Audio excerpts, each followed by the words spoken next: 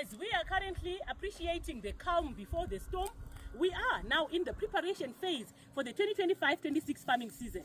Nonetheless, every farmer should make sure that their land is prepared adequately. And the best way to do so is start by having your soil analyzed. Yes, we say the earlier the better, but now we do see that we still have a window of about 3 months for you to be doing your soil analysis and amendments timeously. So today I'm going to just show you the process of doing soil analysis. But the important thing is to separate your field based on the variations that you are seeing visually in terms of the operations that are being done in the different plots, as well as the variations in the soil type that are there, and also in terms of the history of that field. Once you have done that, you then start to peg the field based on the areas that you want to then sample. In a block, maybe a hectare, you can take about 10 samples, sub-samples that you put collectively in a tin and then you mix, which we are going to do today. The other thing that you need to take note of is that you don't need to take the topsoil because it will have some humus, some organic matter, which might give bias to the result. Also, don't use empty fertilizer bags. So now we are going to show you the process. So when you are taking a soil sample, you clear the area where you want to take the sample. Then you dig. You need to dig in a V shape.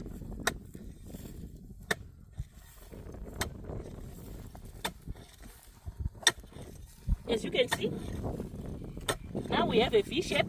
Then we remove the soil that has collapsed into the hole that we have dug, so that you get the layer on the sides.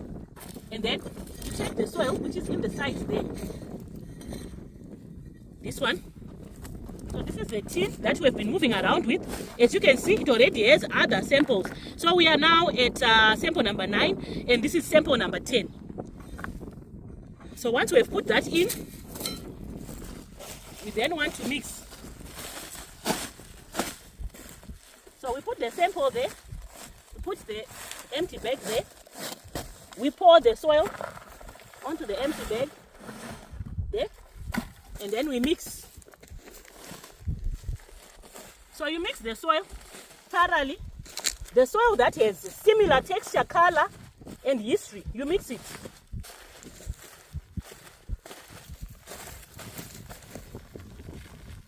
So that you get a representative sample. Then after mixing, you take a plastic. Empty fertilizer bags are not recommended. Take a plastic. Then you take a sub-sample. Make sure that you don't take the whole field. We just need about a kg for analysis, for full nutrient analysis. So there we have our sample there, and there, and again, until we have a representative sample.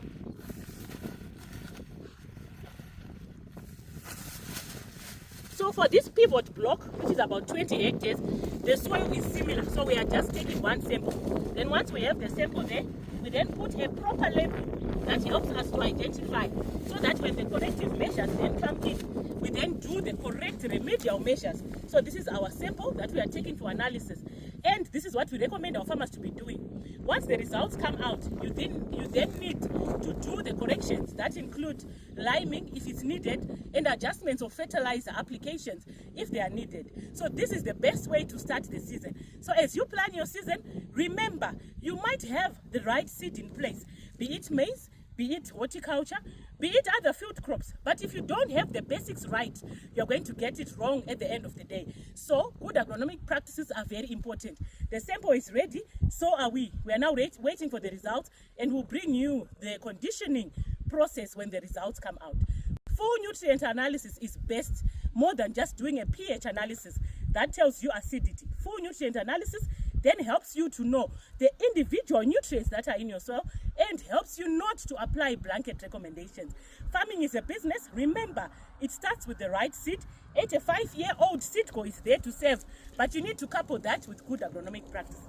So we are done, and we are moving on into the next block. But for this block here, it's ready. We are ready. What about you?